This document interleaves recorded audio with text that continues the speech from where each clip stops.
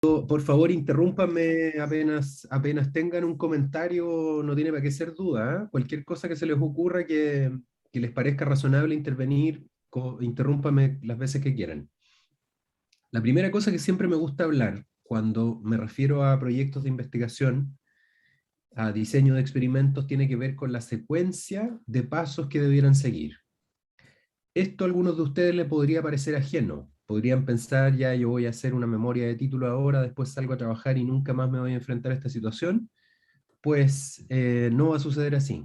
Van a tener que trabajar haciendo experimentos probablemente toda la vida, más o menos rigurosos, y van a tener que seguir un estilo de desarrollo de proyecto, de desarrollo de la investigación, que es siempre el mismo, independientemente de la profundidad con la que lo desarrollen. Van a tener que escribir informes, etc. Entonces, ¿qué es lo que hay que hacer primero? Identificar la idea de estudio, una cosa bien general. ¿En qué voy a trabajar? ¿Cuál es la pregunta que tengo?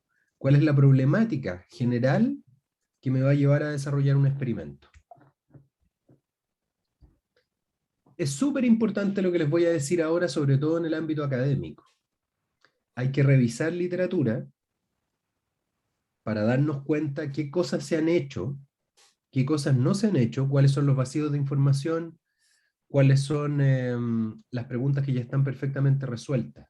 Esto es algo que nos pasa a los que trabajamos en investigación muy frecuentemente, que de repente despertamos en la mañana y decimos, tengo una idea genial, voy a dedicarme a trabajar en tal o cual cosa, y uno se pone a buscar, porque es imposible que esté al dedillo con toda la información que está saliendo, y se da cuenta que hay un grupo en Francia, en Australia, en Italia, que ya está trabajando en eso y que ya lo tiene bien avanzado. Entonces la idea genial de uno se tiene que acotar a otra cosa, tiene que ser una variación de aquello o hay que cambiarse de idea. Por eso la revisión de literatura es fundamental. No nos hace perder tiempo, no nos hace perder recursos, nos ayuda a focalizarnos específicamente en la información que se necesita y no en otra, y así podemos avanzar. Tercero, muy fundamental, sobre todo en el caso de ustedes, conducir estudios preliminares. El que piense que va a llegar al laboratorio, que va a montar un experimento y que todo va a funcionar estupendamente y que la hipótesis que se habían planteado se va a cumplir en todos los casos, probablemente se va a equivocar, porque hay muchas cuestiones que nosotros no podemos controlar. Hay muchas cuestiones que se pueden salir de control y que pueden hacer que nuestros experimentos fallen. En algún momento, cuando tengan tiempo, pregúntenle a sus profesores o a Gonzalo, a lo mejor ya lo han conversado, qué es lo que nos pasó cuando se inició la pandemia. Cuántos proyectos teníamos caminando que sencillamente se terminaron cayendo y cuáles son las implicancias de aquello también. Piensen qué es lo que pasó con un montón de empresas. Bueno, eso lo han visto en las noticias, que hay empresas que han quebrado, hay otras que han generado ganancias bullantes a propósito de imponderables como este. Entonces, los estudios preliminares, entre otras cosas, pretenden que ustedes se adecúen a las condiciones en las que van a desarrollar el experimento, que conozcan los campos, que conozcan las condiciones en las que van a trabajar, el instrumental que tienen que utilizar, que se familiaricen con todos esos aspectos e idealmente que obtengan algunos resultados preliminares que les indiquen que la idea general de estudio que ustedes tienen es lógica, tiene sentido y hay razones suficientes para continuar gastando plata, tiempo, recursos en seguir desarrollando esa idea. En ese momento es cuando empezamos a formular hipótesis. Y el profesor Díaz ya les ha contado exactamente a qué nos referimos con una hipótesis y por qué somos tan jodidos con la formulación de las hipótesis en un ámbito como el nuestro. Las hipótesis son afirmaciones que idealmente tienen algún componente verificable eh, durante la experimentación. Así no, apoyando a lo que dice acá el profesor, la hipótesis es lo fundamental que tiene toda investigación a desarrollar. bueno, como dijo, va a ser la idea, es el supuesto, como dijo el profesor. ¿Ah? ¿Mm? Que a veces uno tiene una cierta podría exactitud más o menos poder predecir, pero eso nunca lo vamos a lograr hasta que llevemos a cabo toda una metodología y después una interpretación de resultados que nos permita aprobar o rechazar o adaptar la hipótesis que uno se haya planteado. Claro, y es tan fundamental que a partir de esa hipótesis nosotros diseñamos los estudios. Es esa afirmación específica que nosotros nos planteamos, que tiene que ser, ojo, medible y verificable. No es cualquier cosa. O sea, si yo voy a trabajar en producción de arroz y voy a intervenir con alguna práctica agronómica, el cultivo de arroz, y mi hipótesis es, la práctica agronómica que estoy utilizando mejora la producción de arroz, es una pésima hipótesis y nos va a em, dejar un ámbito muy general de estudio, donde probablemente el experimento que diseñemos puede que no responda a una hipótesis tan general como la que hemos planteado.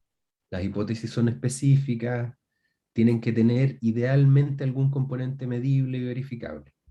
Entonces, por ejemplo, en lo del arroz, ya, la intervención agronómica que estamos haciendo específicamente aumenta, aumenta en una determinada cantidad, y ahí ya estamos agregando componente medible bien general por ahora en el ejemplo que les estoy diciendo, la productividad, el rendimiento.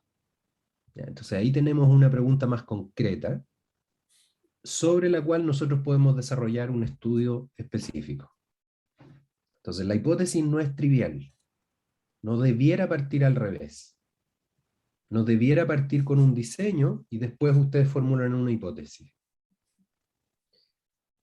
¿Qué se hace una vez que se diseña el estudio? Eh, Se aplican, se desarrollan métodos, técnicas para probar esa hipótesis, y esos son algunos de los análisis estadísticos que ustedes utilizan, las tecnologías que van a utilizar para medir, van a medir masa de la producción de arroz, van a medir altura de plantas, van a medir fotosíntesis, van a medir un montón de cosas, y esos resultados los analizan mediante métodos estadísticos que ya han tenido un montón de cursos de aquello, y aquí solamente vamos a hacer una pincelada general para que los recuerden. Se discuten los resultados, y aquí viene otra cosa que nosotros notamos muy frecuentemente cuando ustedes llegan con sus memorias al final de la carrera, y es que eh, por lo general no tienen ningún problema en describir sus resultados, pero lo que se espera es que ustedes, además de la descripción de los resultados, además de decir, teníamos en el control una producción de arroz X, y en el tratamiento 1 generamos un aumento de rendimiento de 20%. Esa descripción está perfecta, pero si ustedes no son capaces de discutir aquello, es muy acotada la implicancia de lo que ustedes están haciendo. Entonces, ¿por dónde pasa la discusión más habitualmente? Porque ustedes comparen su resultado con el de otras personas para que nos demos cuenta si es normal encontrarnos con un aumento de 20% de rendimiento, o habrá sido que nos equivocamos, para darnos cuenta cuál es el origen probable del aumento de rendimiento y si efectivamente tuvo que ver con el tratamiento que nosotros aplicamos, o hay algo adicional que sucedió y que podría estar explicando parcial o completamente ese aumento de rendimiento que observaron, etcétera, etcétera, etcétera. Entonces, la discusión es muchísimo más relevante que la presentación de los resultados para efectos del impacto que puedan tener sus investigaciones. Cualquiera, a la altura en la que estamos nosotros, ustedes personas de cuarto, quinto de la carrera, nosotros ya trabajando por algunos años, podemos mirar un cuadro, podemos mirar un gráfico y sabemos inmediatamente qué es lo que nos están diciendo ahí. Pero es la discusión la importante. El dato duro podría estar malo. Es lo que ustedes nos digan a partir de esos datos que obtengan, lo importante. Esto es una figura que está mostrando diferentes tipos de estudios analíticos con los que nos podemos encontrar. Lo que está remarcado en el cuadro rojo son los que más habitualmente nosotros nos encontramos en ciencias agrarias. Pero también tienen que tener claro, y los conocen, la existencia de estudios que no son controlados, los que están a la izquierda.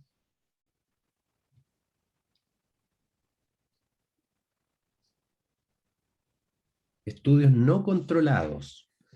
Nosotros estamos acostumbrados en ciencias agrarias a trabajar con estudios controlados y más encima con randomización, con distribuciones al azar. Nosotros estamos acostumbrados, ustedes conocen perfectamente porque desde el segundo año de la carrera siempre les hemos estado mostrando gráficos de experimentos donde hay un control, una situación no intervenida y una situación donde alguien intervino y provocó una diferencia. Y para que ese estudio haya sido realizado de buena forma, habitualmente se distribuyen al azar las unidades experimentales, las repeticiones, los tratamientos, dependiendo del tipo de diseño que tengamos. Pero también hay estudios experimentales donde no están controlados, donde no están randomizados. Y hay un montón de estudios observacionales. Les doy un ejemplo del no randomizado, no al azar. Es cuando yo voy a, por ejemplo, a separar una población en dos. Estoy haciendo un estudio de preferencias en evaluación sensorial. Yo trabajo en vino por si hay alguien que no me conozca todavía, en enología. Supongamos que estamos haciendo un estudio de preferencias de vino. Y yo quiero saber precisamente si la población de personas entre 30 y 50 años que son consumidores de vino prefieren más un tipo que otro, pero específicamente yo distribuyo las poblaciones de mujeres para un lado, de hombres para el otro. Entonces, yo que estoy diseñando este experimento, decido ex profeso que me interesa saber qué es lo que está pasando con las mujeres por un lado, qué es lo que está pasando con los hombres por el otro. En un estudio perfectamente al azar, yo no debería hacer eso. Yo debería tener personas, hombres y mujeres de edades jóvenes y avanzadas en ambos lados del experimento que estoy haciendo. Ya, ahí tienen un ejemplo. Díganme si se les ocurre algún diseño experimental donde no haya uso de controles. Y les voy a dar una pista. Buscar en la pandemia, que pueden buscar en las noticias. ¿Qué cosas se les ocurre que están haciendo y que nos están informando todo el tiempo a propósito de la pandemia del COVID-19 de estudios experimentales no controlados? O de estudios observacionales también.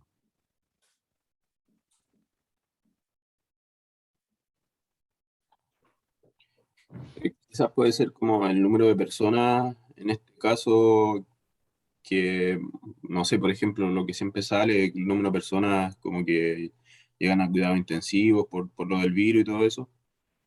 Quizás porque Perfecto. no toman como en consideración, yo creo, a los no contagiados, sino que solo están tomando a la población que en este caso tiene el virus. Perfecto. Un ensayo no controlado, por ejemplo, es uno donde a toda la población se le aplica un determinado tratamiento. Entonces, aquí tomamos una población de personas vacunadas y estudiamos lo que pasó con esa población de personas vacunadas. En una fase anterior, cuando se estaban probando las vacunas, se realizó de forma controlada ese estudio. Algunas personas recibieron la vacuna, otras personas no recibieron la vacuna, y se estudió qué es lo que pasaba con ellos en términos de la posibilidad de contagiarse con el bicho. Pero de ahí para adelante, los estudios pasaron a ser no controlados. Todas las personas vacunadas son las que empezamos a observar. Cuántos cayeron a la UCI, cuántos no cayeron a la UCI, cuántos se enfermaron, cuántos tuvieron síntomas, cuántos no. Entonces pasamos de ese estudio no controlado a los meramente observacionales, que son los que están acá. Se estudia una cohorte específica. ¿Qué es lo que está pasando con las personas mayores de 60 años? ¿Qué es lo que está pasando con los jóvenes? ¿Qué es lo que está pasando en un momento específico? Eso es lo que significa el cross-sectional. ¿Qué es lo que está pasando en invierno? Que se produjo un pic específico de aumento de casos del bicho. ¿Qué es lo que está pasando cuando lo vemos longitudinalmente durante toda la pandemia? Y así sucesivamente. Entonces hay estudios, y aquí termino con esta imagen, que son meramente observacionales. Nosotros seguimos a una población, no intervenimos la población. ¿Ya?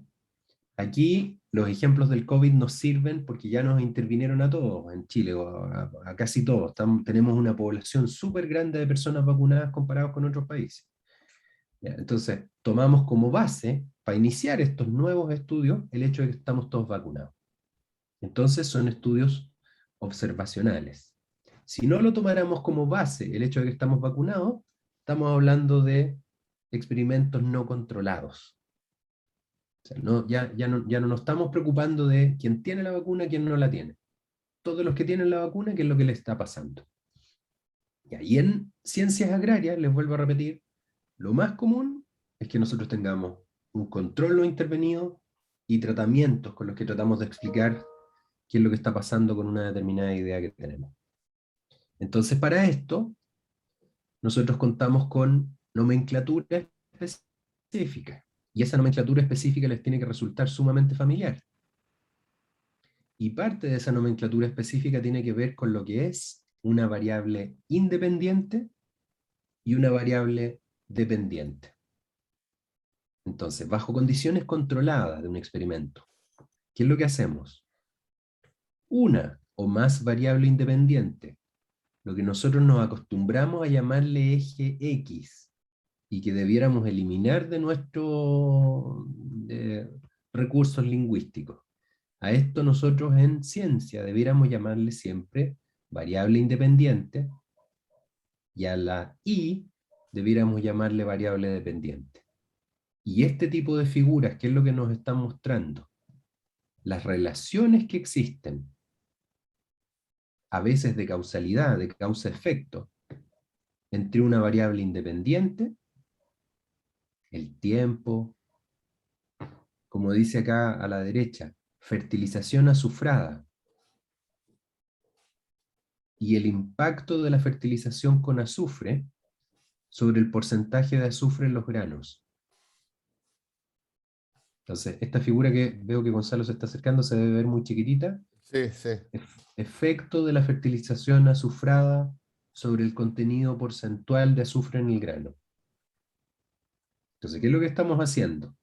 Tenemos una variable independiente, que es la que nosotros manejamos. Y nosotros decimos, voy a tener un tratamiento control donde no voy a aplicar azufre. Claro, y, Voy a tener un y se va tratamiento incrementando. claro. Voy a tener un tratamiento 1 donde voy a aplicar 50, 100, 150 kilos de azufre por hectárea. Y voy a evaluar la respuesta que esas dosis incrementales de azufre causaron, en este caso, en el porcentaje de azufre en el grano. Y a eso yo le llamo variable dependiente. El porcentaje de azufre en el grano depende entonces de la fertilización azufrada que yo haya hecho.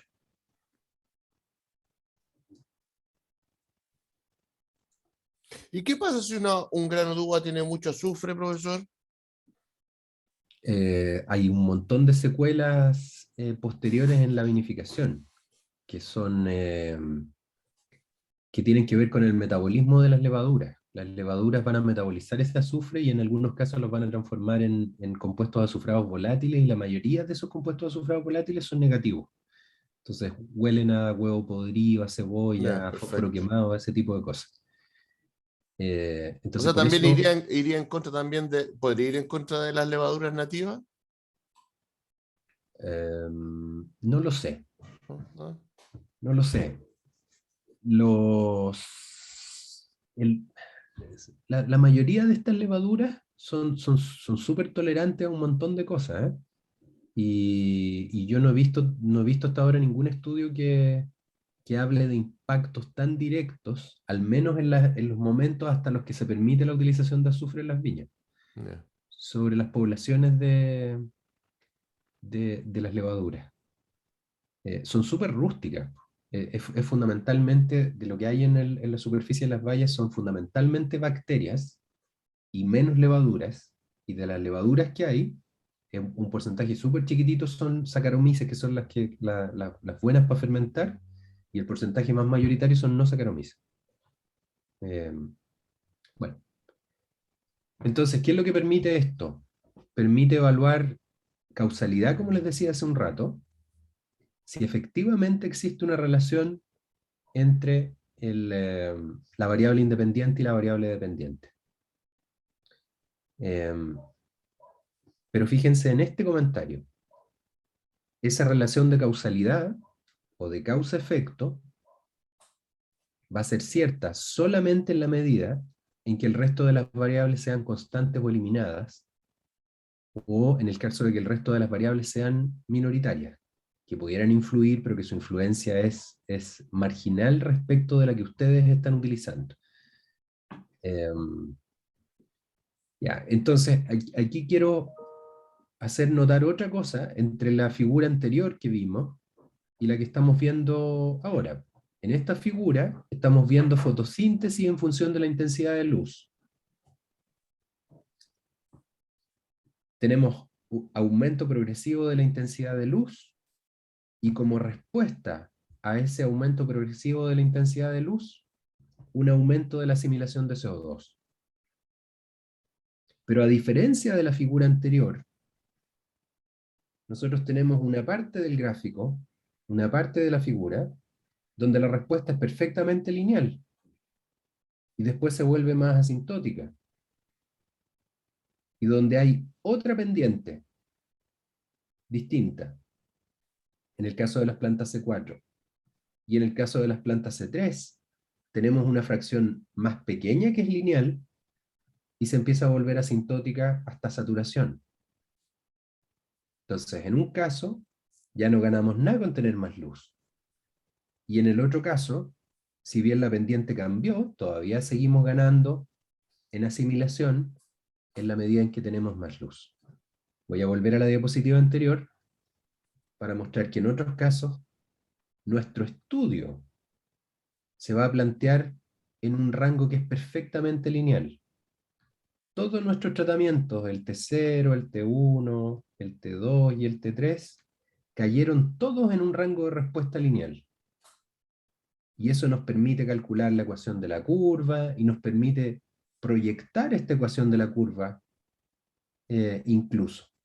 Nos permitiría decir, bueno, ya que es perfectamente lineal en este rango, uno podría suponer que todavía podría mantenerse, fíjense la palabra que ocupé, suponer que podría mantenerse lineal por un rato más. O sea que una dosis incremental todavía más arriba de esa podría suponer un aumento lineal del porcentaje de azúcar, de azufre en el grano. Pero eso, como es una suposición, es su siguiente pregunta de estudio, su siguiente hipótesis. Este gráfico lo único que nos está diciendo es que la respuesta fue lineal en ese rango, nada más. ¿Podemos suponer cosas? Claro que podemos suponer cosas, pero esas las tenemos que probar. Ese es un nuevo estudio, esa es una nueva hipótesis.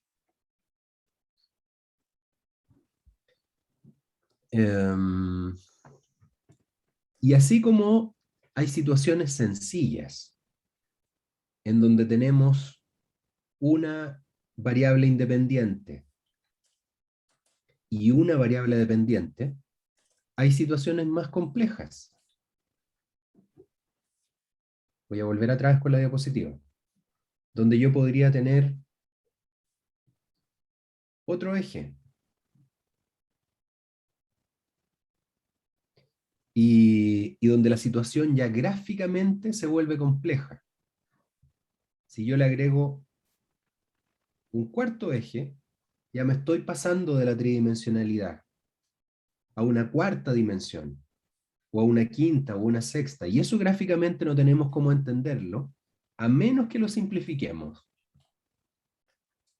Y para eso, hay herramientas estadísticas que probablemente Claudia y Gustavo les hablaron, que son las herramientas de estadística multivariada. Y de los ejemplos más sencillos de estadística multivariada es el análisis de componentes principales,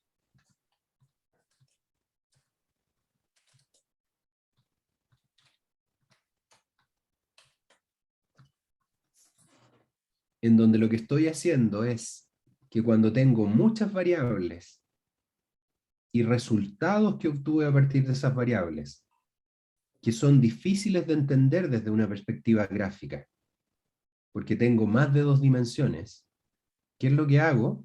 Simplifico esas dimensiones, las reduzco y lo llevo a un plano bidimensional que me va a permitir agrupar los resultados que yo obtuve, las muestras que originalmente tenía, etc.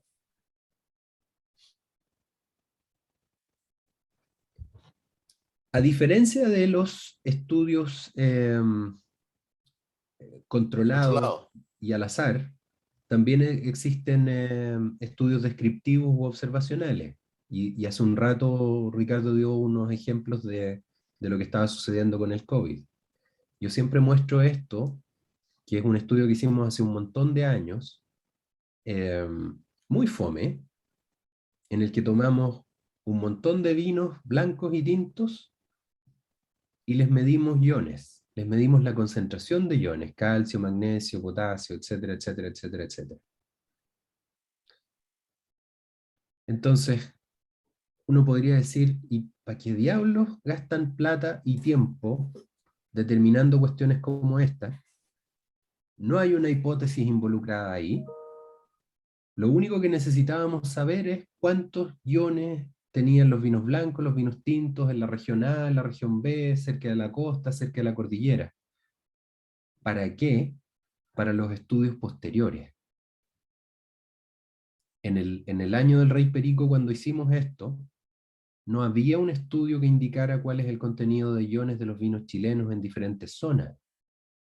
Entonces, cualquier otro experimento que uno hiciera que pudiera estar influido o influenciado por el contenido de iones, hierro, por ejemplo, y oxidaciones, se podría haber modificado naturalmente sin que nosotros supiéramos. Podríamos haber tenido resultados más allá de lo que esperábamos, porque no teníamos claro cuál era la base, cuáles eran los vinos que teníamos que seleccionar, de qué regiones, etc.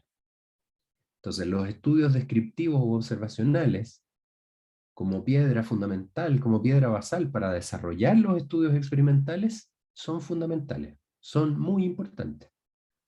Entonces, si alguno de ustedes está trabajando en esto, no crean que hay una diferencia de importancia. A veces estos estudios basales son más importantes que los otros. El profesor Díaz ha hecho algunos de estos. Primeras descripciones de algún patógeno que se encuentra en nuestro país.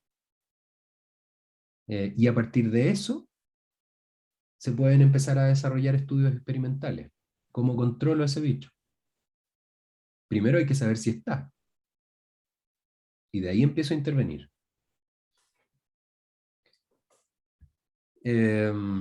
¿Cómo funciona gráficamente, conceptualmente el diseño experimental, los pasos para planear y asegurar la formulación de preguntas y la obtención de conclusiones válidas?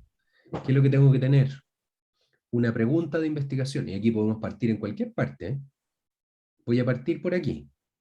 Tenemos una pregunta de investigación. Establecemos una definición del problema. Desarrollamos o diseñamos un experimento. Colectamos datos, analizamos esos datos, los evaluamos, generamos un informe y la cosa sigue. Porque algunos de ustedes podrían pensar que en un año o en 6 meses o en 3 meses de experimentación nosotros llegamos a conclusiones lo suficientemente definitivas como para detener una investigación, y eso habitualmente no es así. Uno se pasa toda la vida estudiando algunos problemas y aún así no es capaz de resolverlos. Lo que sí va haciendo en el camino es ir poniendo piezas del puzzle. Yo esto siempre lo ejemplifico como un puzzle bien complejo, donde ustedes deciden en cada experimento pequeño que tienen ir resolviendo una pieza Una pieza al puzzle, sí. o un grupo de piezas. Y esa resolución de la pieza del puzzle o del grupo de piezas nos va dando una idea de en realidad lo que está pasando. Esta parte del puzzle entonces es el cielo de la imagen. Aquí aparece mucha cosa verde. Esto tiene que ser un bosque, un árbol. Y a partir de eso, nuevas investigaciones se van colgando y van colocando más piezas y más piezas y más piezas hasta que se resuelve algo. Y siempre esa resolución de un problema todavía puede ser cuestionable.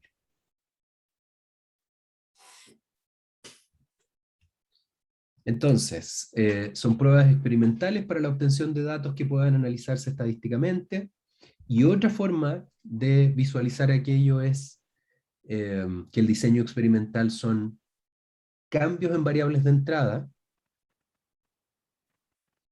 de un proceso o de un sistema donde se intenta identificar las causas de respuesta de salida. Entonces nosotros evaluamos, sometemos a un proceso, a un sistema, a unos determinados tratamientos. Evaluamos cuál es la respuesta que obtuvimos. Y si nuestro diseño es bueno, vamos a poder discriminar adecuadamente entre las cosas que pudieron haber influido en esa respuesta, que son factores o variables incontrolables, los errores, por ejemplo, que pudimos haber cometido, y las que son controladas. Entonces, así, finalmente, el resultado de este proceso, la intervención que nosotros hicimos, las respuestas que obtuvimos, nosotros se las podemos atribuir a estos factores controlados y no a los errores. El aumento, volviendo al gráfico 1 que mostrábamos, el aumento de la fertilización con azufre, que provocaba un aumento en el contenido o en el porcentaje de azufre de los granos, si nuestro experimento fue desarrollado adecuadamente, solo se lo vamos a poder atribuir a eso. Pero si nuestra balanza no estaba buena, si nuestro medidor de la concentración de azufre no estaba bueno, si los granos se deshidrataron antes de que nosotros hiciéramos la medición del contenido de azufre, cualquier error sistemático, cualquier error experimental general puede influir sobre los resultados que estamos teniendo, puede... O por ejemplo también regar, a ver un trozo del paño y otro paño no. Y eso puede influir también en la respuesta de esto, ¿no? Por decir algo, para agregar otra variable que no se haya controlado. Y la idea que dice el profesor es esa es la idea del diseño experimental, es disminuir al mínimo el ruido o el error que uno pueda que uno pueda tener para que sea lo más confiable la respuesta o la posible respuesta que nosotros estemos midiendo. Hay un montón de estudios de riego donde a veces, desafortunadamente, los tratamientos, por ejemplo, pueden ser 30, 70, 100% de reposición hídrica. Y todo venía funcionando bien. Y las mediciones que se estaban haciendo del contenido de humedad en el suelo reflejaban diferencias entre estos tratamientos. El que se regaba poco y el que se regaba mucho, en el suelo tenían menos agua o más agua. Pero de repente empezó a llover y tuvimos una Claro. buena lluvia y después tuvimos otra lluvia. ¿Y qué pasó con el experimento? Se fue a las pailas. Y todo lo que estamos midiendo aquí al final, si nosotros no damos cuenta de eso, lo vamos a malinterpretar. Y vamos a decir, ¿sabe qué? 30 o 70% de reposición hídrica da lo mismo. Cuando en realidad lo que estaba pasando es que cayó más agüita de la que nosotros pensábamos. O a lo mejor lo que estaba pasando es que el campo donde se estaba realizando este experimento, al jefe de campo le dio susto. Y, y, y regó. Y no les dijo nada.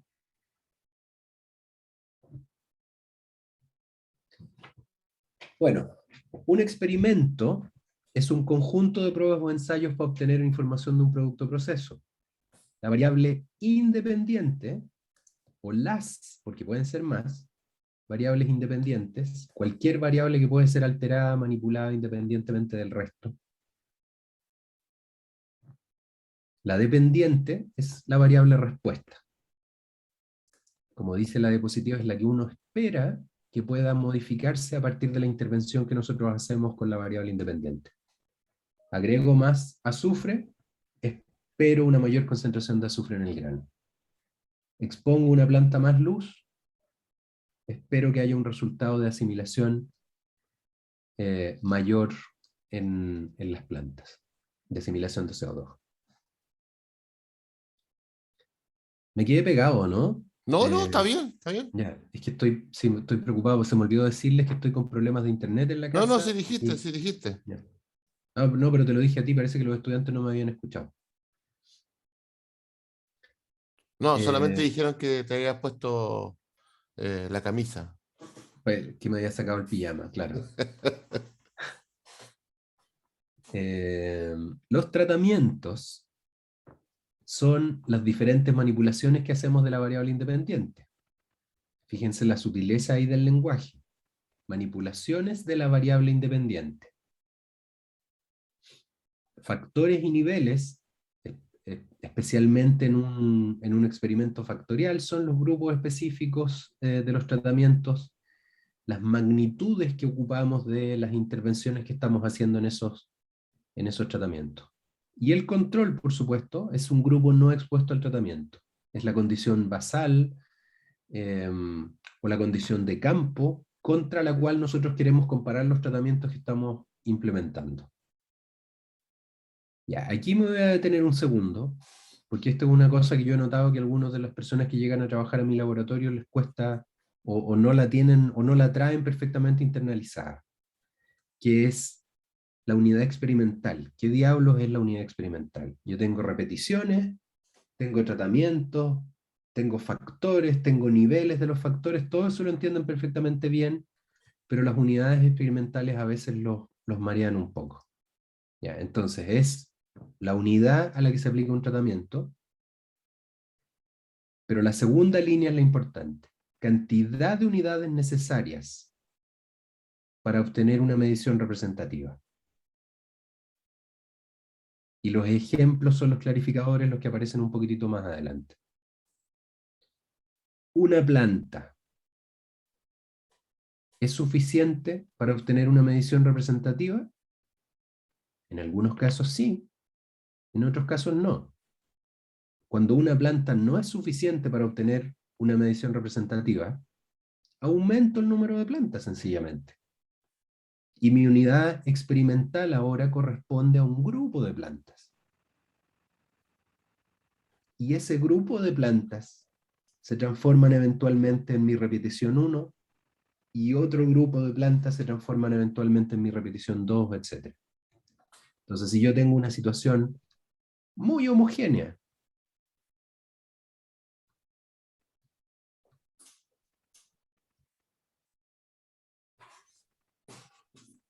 cosa que no es lo habitual en agricultura, yo podría permitirme que mi unidad experimental fuera una planta. Pero como en la práctica lo que sucede es que yo tengo una enorme variabilidad en desarrollo foliar, por ejemplo, en las plantas, ¿qué es lo que hago para reducir esa variabilidad? Para que no afecte mis resultados, Como más transformo representante. Sí. a este grupo de plantas, lo transformo en mi unidad experimental. No te escuché, Gonzalo, perdón. No, no, eso. Aumento lo que estás Claro. diciendo. Entonces, ¿de qué depende? Fundamentalmente de la variabilidad. Fundamentalmente de la pregunta que yo me estoy haciendo. Entonces, dada la variabilidad intrínseca de las muestras que yo tengo, y en consideración a la pregunta que yo hice, a la hipótesis que me planteo, ¿me sirve trabajar con una planta? ¿Con dos? ¿Con tres? ¿Tengo que trabajar con una parcela? ¿Con decenas de plantas? Lo que hacen los mejoradores de trigo, cuando se trabaja con hortalizas. El costo del experimento, el tiempo que me va a tomar, la facilidad con la que voy a medir cosas, todas esas son consideraciones que yo tengo que tener en cuenta. Pero fundamentalmente la variabilidad de, del material con el que voy a trabajar.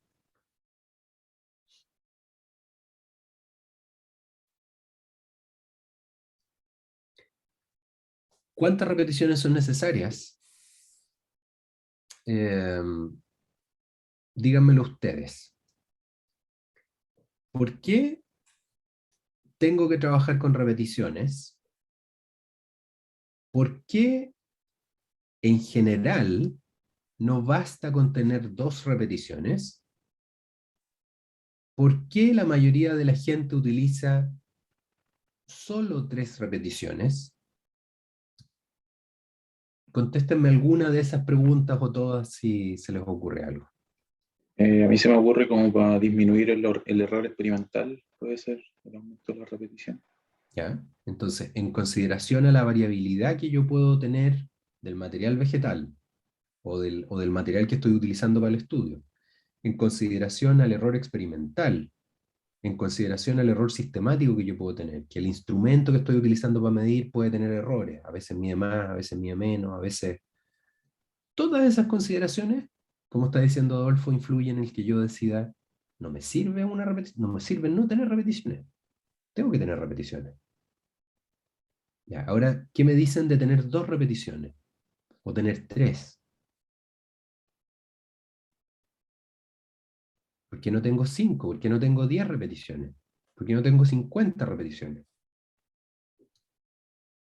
Si mientras más repeticiones tengo, aumento los grados de libertad.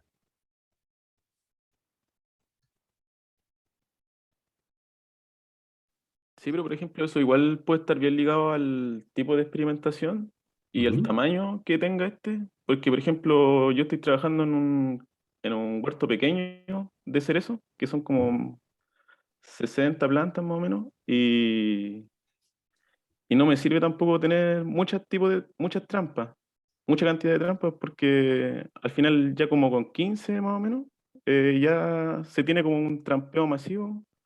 Entonces ya tener 20 o 30 quizás no serviría o no, no sería muy eficaz.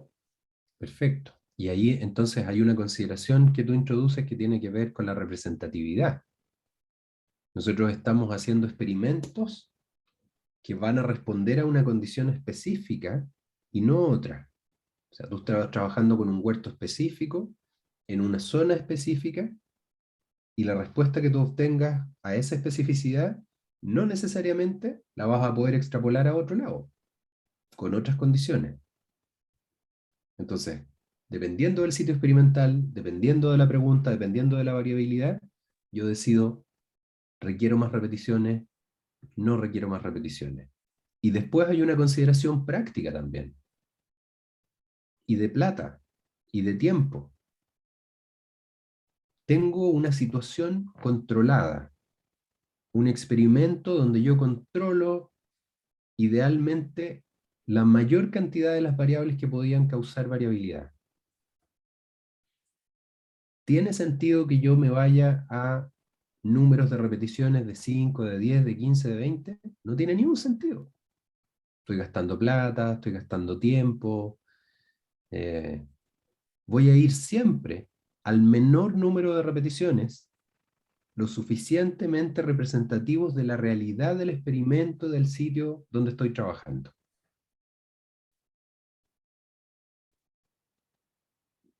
Dos, habitualmente es muy poco, porque no nos...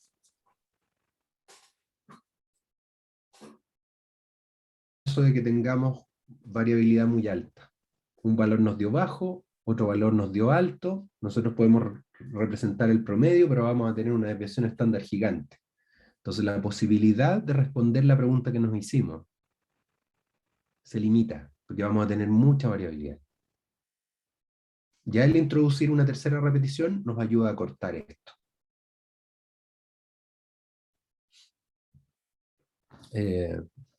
Bueno, y eso tiene que ver con lo que acabamos de conversar. Las consideraciones para definir el número de repeticiones, tamaño de parcelas, muestras, tiempo, materiales, costos, etc. ¿Cuáles son los tipos más comunes que utilizamos de diseños experimentales en ciencias agrarias? El completamente al azar, cuando no hay una variación de base que nosotros podamos medir o presumir o esperar. A veces nos vamos a encontrar con sorpresas, pero cuando nos encontramos con un suelo homogéneo en el sitio experimental donde estamos trabajando, plantas homogéneas, etcétera, etcétera, diseño completamente al azar. Bloques. ¿Para qué bloqueamos? Cuando tenemos una situación, una consideración basal que va a alterar los resultados que nosotros tenemos. Pendientes, suelos, riegos, etcétera, etcétera.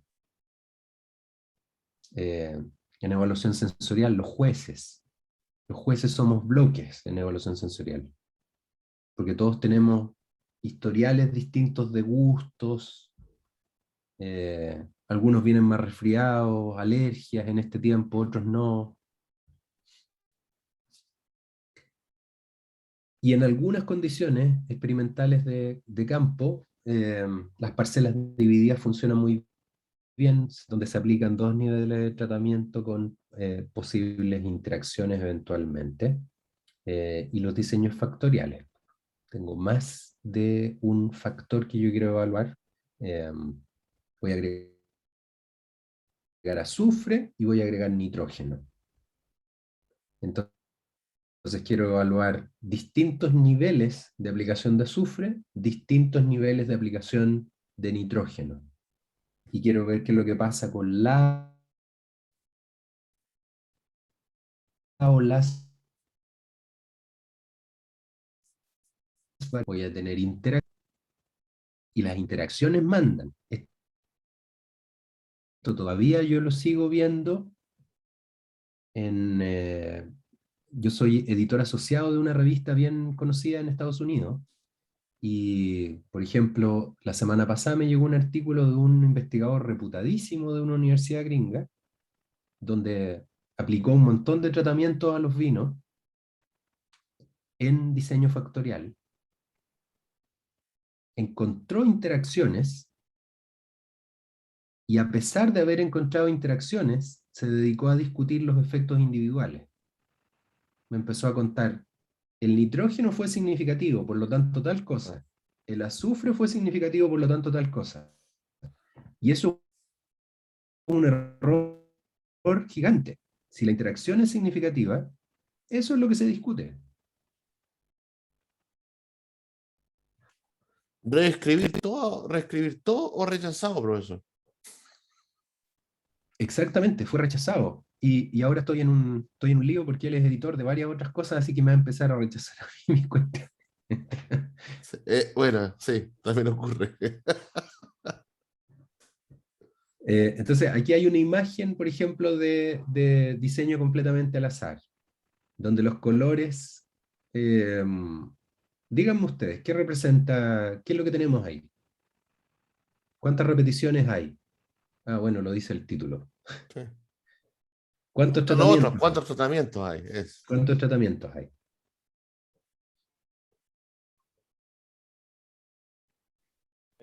¿Momento? 5. ¿5 dijo alguien o no? ¿O fui yo 5 y tratamientos. ya no había dicho nada y yo estoy escuchando 5? Cinco.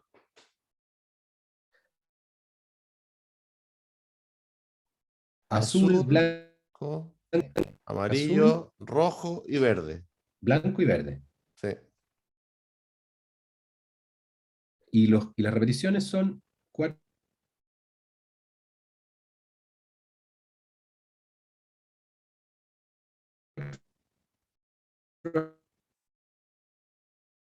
azules, 4 amarillos. Y fíjense que estas, supongamos que son hileras de serie Sí, azul. lo que pasa es que yo en el diseño mío que estoy llevando a cabo, eh, es algo similar a este esquema que se ve aquí, pero en el caso de el orden de los tratamientos, me los designaron, entonces ella no pasa a ser al azar, ¿verdad? El orden de los No, po. tratamientos, el orden de los tratamientos te los designaron. Explica un poco más eso. Ya, lo que pasa es que aquí uno ve que tenemos en el primero, en la primera repetición tenemos azul, blanco, amarillo, rojo y blanco, ¿ya? Ujú. Con ese orden, a mí me los dieron establecidos los órdenes.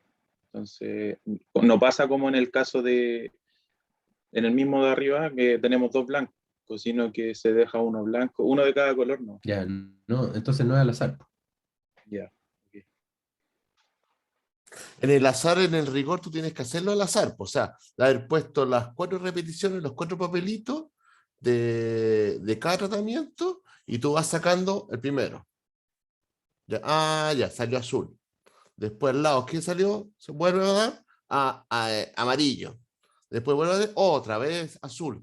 Y así se va haciendo. Eco, al azar.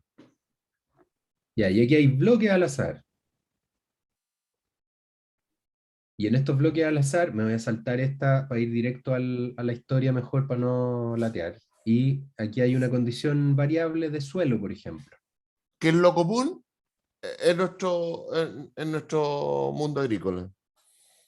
Y esa condición variable de suelo, yo la tengo que tomar en cuenta. Entonces, ¿qué es lo que hago? Se disponen los bloques en función de esa variación de suelo. ¿Y qué pasó con las repeticiones ahora? Díganme ustedes.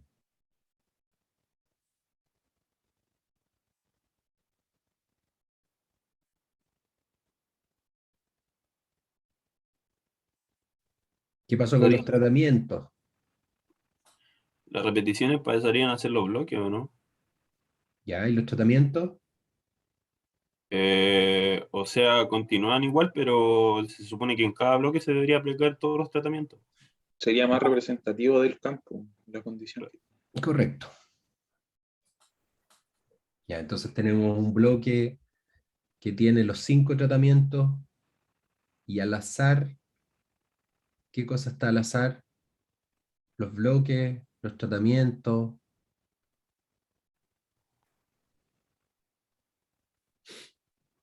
Los tratamientos dentro del bloque.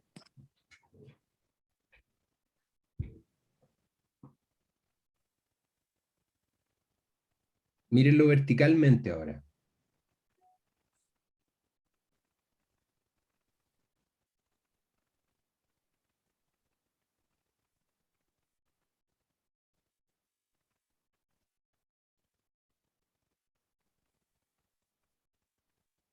¿Sí? Ya, y el último ejemplo es el de las parcelas divididas. En esas parcelas divididas, estos son bien típicos. A mí se me ocurren siempre, yo estas cuestiones las aprendí, Gonzalo, a lo mejor tú échame una mano aquí, ¿Ya? en frutales son bien típicos. ¿Sí? Camellones sin camellón, yo no he hecho nunca parcelas divididas en lo que me toca a mí, entonces este es el ejemplo como más típico de parcelas divididas. Un frutal con un camellón, sin el camellón. ¿Sí?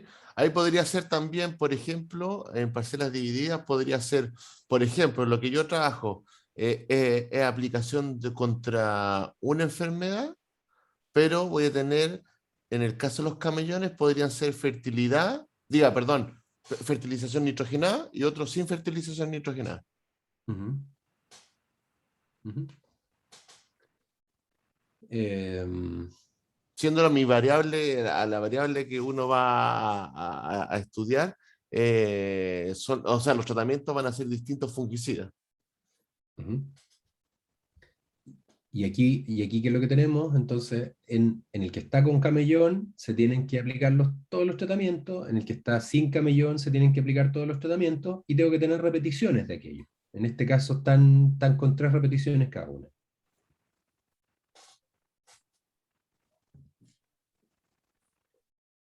Ya, y aquí viene un detallito.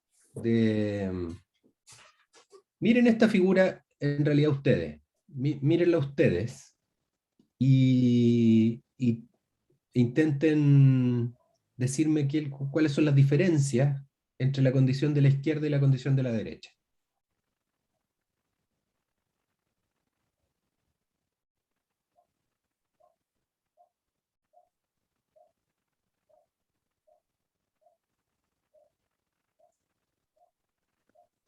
Que en la de la izquierda se ven las dos pendientes más paralelas que en la de la izquierda. Entonces, si se llegasen a proyectar las pendientes, en la de la izquierda podría haber una interacción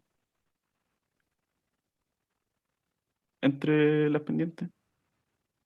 ¿Cuál es de la izquierda y cuál es la derecha que dijiste? Izquierda, Ah, izquierda. izquierda, izquierda, chuta. Lo que está hablando del gráfico de la derecha, ¿no? Estaba hablando del gráfico de la derecha. Sí, de la derecha, sí, perdón. Ya, Sí, entonces, en interactive. ¿qué es lo que Diciendo la tenemos, barra de la izquierda. Mm. qué es lo que tenemos aquí?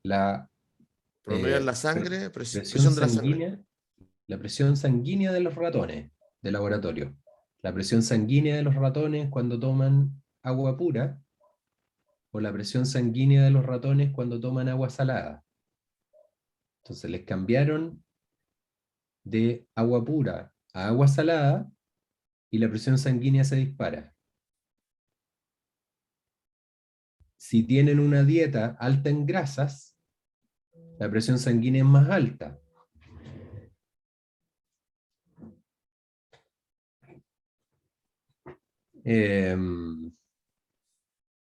Pero si además de la dieta alta en grasa le agregamos la dieta alta en sal, se nos dispara nuevamente. Entonces, la peor condición en términos de presión sanguínea es que el ratón tenga una dieta alta en grasa y que además tome agüita con sal, que es lo que a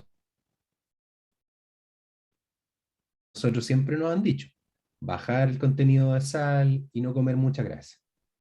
Y acá, ¿qué es lo que está mostrando? Nosotros podríamos esperar un efecto aditivo, cuando en realidad lo que se puede producir es un efecto interactivo, cuando puede haber interacción, cuando el efecto combinado genera una respuesta más alta que las variables individuales por sí solas. Entonces, tal como en el ejemplo que les decía del artículo que estaba revisando para el American Journal, no sirve que se describa esto. Lo que se tiene que describir es la interacción.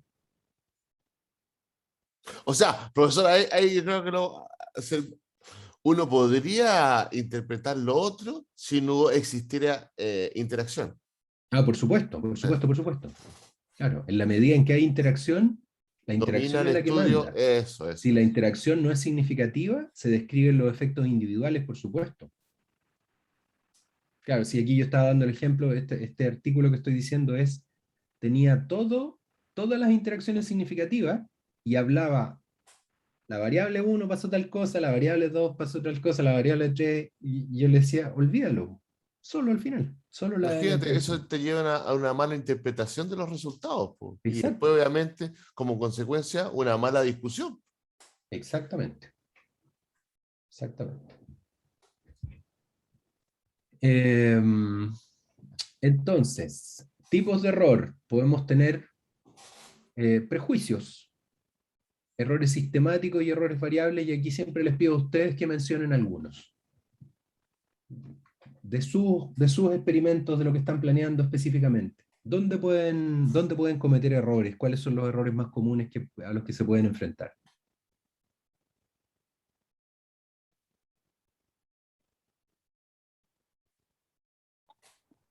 Quizá un error sistemático puede ser algún instrumento de medición. Ya, pero ¿qué cosa le pasa a ese instrumento de medición? Eh, Quizá en alguna medida no está midiendo bien, por lo tanto los resultados van a ser alterados en el fondo por el Ya, instrumento en sí. está bien, pero eso no es exactamente el error sistemático, porque, por ejemplo, el instrumento te podría medir a veces más y a veces menos, a veces más y a Pero puede veces ser menos. sistemático si no está calibrado. Te perdí, Gonzalo, y no alcancé a escuchar Perdón, lo que dijo. estaba pensando que, ¿qué pasa si el instrumento no está calibrado? Ahí va a ser un error sistemático.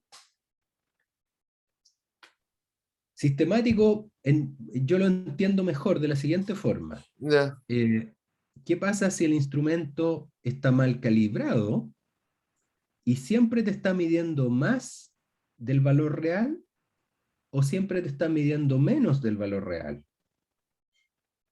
O sea, está Cuando, sobreestimando y subestimando. exacto, si el instrumento, por no estar calibrado, a veces te mide más, a veces te mide menos, es un error variable, no es Ya, sistemático. ya, perfecto. Entonces, si tienes una balanza, por ejemplo, que esta cuestión pasa siempre en las casas, la gente que tiene balanza, y uno fue De hecho, mi balanza, perdone, profesor, mi balanza está mala, porque cada vez que me peso sube. ¿viste? ¿Ves? Ahí hay un ejemplo. Entonces, de repente uno va al médico y la balanza del médico le dice que uno pesa 80 kilos. Y llega a su casa y la balanza consistentemente pesa 85. ¿Qué es lo que pasa ahí? Está mal calibrado. Y siempre te estás sobreestimando tu peso. Lo mismo puede pasar con cualquier instrumento de campo que estemos utilizando. Entonces tienen que estar perfectamente calibrados. O sea, profe, que en ese sentido los sistemáticos serían los que en el fondo, no sé si está bien decirlo, pero trabajan como parejo. O sea, si sobreestiman todas las mediciones, o si las subestiman todas. Y en este caso los variables sería como, bueno, valga la redundancia, serían las variaciones de medición en este caso. En un instrumento, o Claro, por en un instrumento. ejemplo, se me ocurrió que estoy tomando mediciones de luz en el campo y tengo un instrumento viejito que no está conectado ni al teléfono ni al computador. Entonces yo tengo que anotar las mediciones que estoy haciendo. Y de repente cuando tenía que anotar la medición 5 me sonó el teléfono, pajareé y le puse un 0 de más. Ya, y ahí hay un error variable. O tenía que anotar 564 y anoté 654, porque estaba pajareando. Ok, Profe, perfecto. en el caso en que cambia también la persona que hace las mediciones, también es un error variable. Sin duda.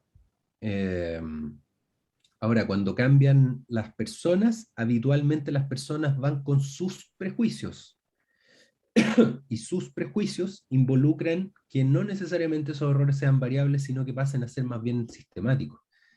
Juan mide sistemáticamente a un nivel porque tiene determinados prejuicios de dónde se tiene que ubicar el instrumento, de qué es lo que tengo que hacer, cómo lo aprieto, cómo mido, cómo anoto, y Pedro tiene otro prejuicio y hace que sistemáticamente la mayoría de las veces, porque también pueden ser súper variables, esté sobre las mediciones de Juan o esté bajo las mediciones de Juan.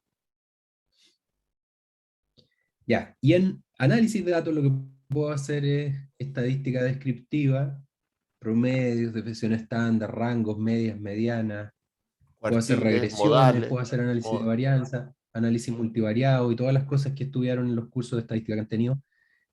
La significancia que se utiliza habitualmente es 95% en agricultura, esto porque el señor Fischer, que era un biólogo y estadístico que trabajaba en en el año del Rey Perico, que hacía experimentos agrícolas, se le ocurrió alguna vez que le preguntaron, decir, para cuestiones agrícolas, 95% de confianza es adecuado. Ya, ese 95% de confianza que nosotros tenemos perfectamente internalizado, no significa que sea el valor que tenemos que ocupar siempre. Ya, entonces, si estamos evaluando la presencia de una toxina y decimos el 95% de las veces esta toxina no va a matar a nadie, no nos sirve. No. Ya, entonces, ¿a qué nivel de significancia, con cuál nivel de significancia tengo que trabajar? Depende del experimento. Sabe que los airbags de mi auto se abren el 95% de las veces. No sirve cuando hay un choque.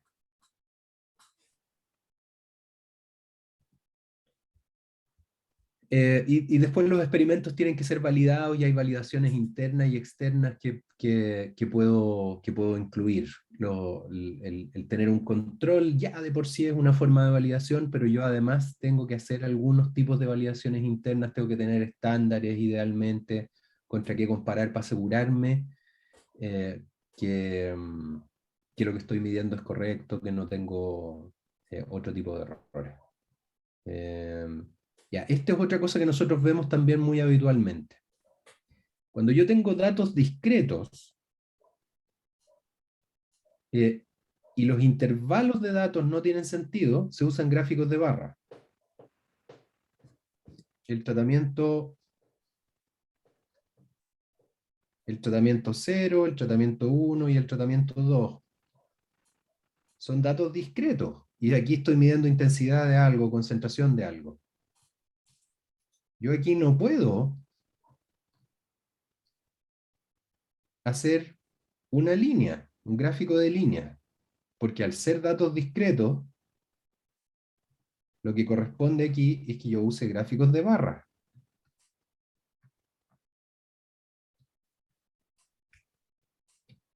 Y cuando sí hay una relación, cuando sí tiene sentido un intervalo entre los puntos, en ese caso utilizo gráficos de línea.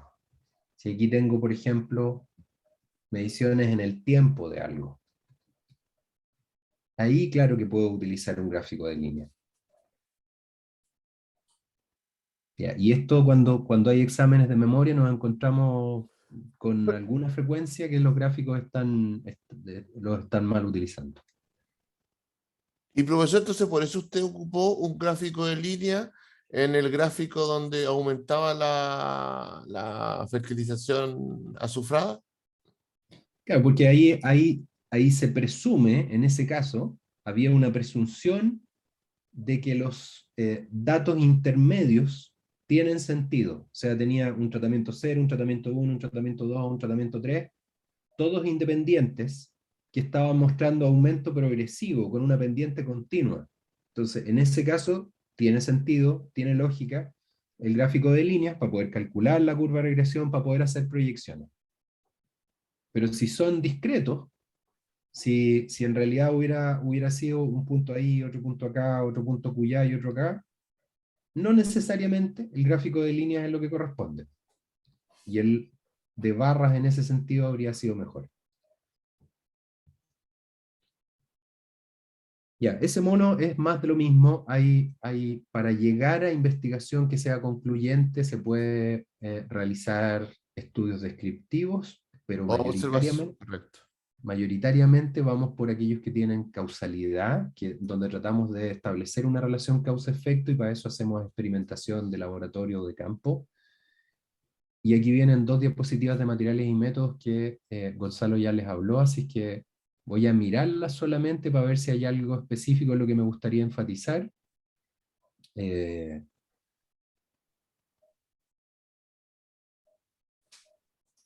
Ya, y solamente voy a enfatizar en que tiene que ser detallada, que se tiene que evitar información relevante y que se tienen que responder a estas preguntas.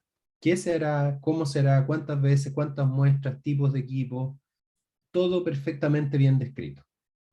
Para que alguien, que es la cosa que decimos siempre, pueda tomar su experimento, repetirlo e idealmente, si el experimento fue bien conducido, encontrar los mismos resultados que usted. Y más nada. Muy bien, profesor. Oye, muchas gracias, profesor. ¿Alguna consulta, duda, estudiante?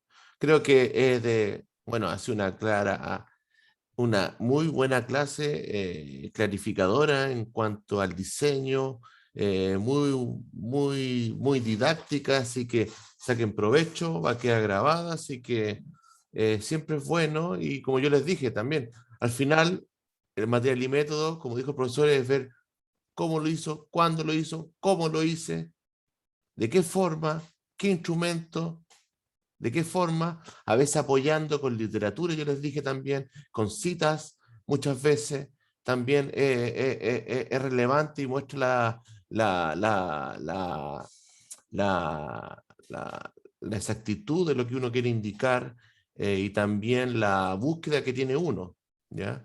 Es bien minucioso, bien detallista, y lo mismo después viene después en discusiones, lo mismo, ¿ya? Discutir sus datos con otros, es lo que dije, una de las cosas y falencias que muchas veces detectamos a veces, es culpa también de nosotros y de todos, es que hay que discutir en virtud de los resultados, pues no solamente describir lo que se obtuvo, sino, ¿qué pasó en otra parte del mundo, a lo mejor diciendo el mismo experimento? Encontraron resultados diferentes, que puede haber sido por tal razón, ¿ya? Y eso es lo que uno tiene que discutir y eso es lo que uno tiene que llegar a cumplir, ¿ya? Con literatura ojalá seria, literatura que sea ojalá revisada, como los artículos científicos, las tesis, documentos de buenas fuentes, como le he tratado de enseñar durante el curso. Así que nada, quiero agradecer al profesor y nada, pues los dejo si tienen alguna duda, consulta. Pues lo importante es que de a poco vayan decantando esta información. Es importante también que ustedes vayan hablando también con sus profesores para que vayan teniendo una idea ya de cómo el diseño, si es que ya lo tienen, ya lo hicieron. Lo importante de a poco es tener una exactitud de esto, ¿ya? Así que muchas gracias, profesor. Los dejo a ustedes, pues, estudiantes. ¿Alguna duda, consulta, reclamos, felicitaciones, aplausos? Ustedes estimen. Pijama. Pijama también. No sean tímidos. Nada, pues señor, diga, nos gustó, me pareció muy bien. Profesor, me quedé dormido. El señor Ricardo, el señor Claudio, el señor Profe, Adolfo. Eso, dele, hermano. yo tengo una duda con respecto como a 3 diapos anteriores cuando estaba hablando de eso de las mediciones continuas. Y lo que pasa es que yo en la tesis que estoy haciendo y las mediciones creo que se acercan a eso. No estoy seguro porque estoy midiendo el largo de los brotes en el uso de un retardador en brotación. Entonces sería más cercano a eso, a los datos continuos, ¿verdad? Y hacer gráficos de línea. Tú estás aplicando un retardador de brotación y Sí, estás midiendo los Brotes, el largo largos de de brotes. brotes Pero, largo de brotes. o la cantidad de... pero tus tratamientos van a ser distintas concentraciones Sí, crecientes. tengo distintas concentraciones y hay distintos tratamientos también porque hay unos que se aplican una sola vez y hay otros que se aplican 2 o 3 veces. Ya, o sea, tú podrías graficar eso todo junto. Y graficar eso todo junto, los que se aplicaron una vez y los que se aplicaron 2 veces, inmediatamente, para mi gusto, sin haberlo pensado mucho y sin haber visto datos, te lo ubica en la categoría de datos discretos. O sea, te lo va a ubicar en la categoría de o solamente crucecitas por aquí y por allá, o barras. Pero tú también podrías tener gráficos separados de una aplicación y sus resultados, o 2 aplicaciones y sus resultados, como una figura A y figura B, Y ahí a lo mejor podrías tener una tendencia. Eso es lo que te y, estoy y tratando de explicar. Y dependiendo de lo que te está diciendo Gonzalo, dependiendo de los resultados que tú obtengas, si estás observando que hay una tendencia lineal, si estás observando que hay una exponencialidad, ahí, dependiendo de la cantidad de observaciones que tienes, dependiendo de la cantidad de puntos, dependiendo de la cantidad de tratamientos, si tienes 2, no puede ser línea. Si tienes 3, no debiera ser línea. Si tienes 5, 4, ya ahí tú te podrías atrever a dibujar la recta o te podrías atrever a dibujar la exponencial o lo que sea. Por lo general, para eso tú deberías tener 5 observaciones. 5 puntos, sí.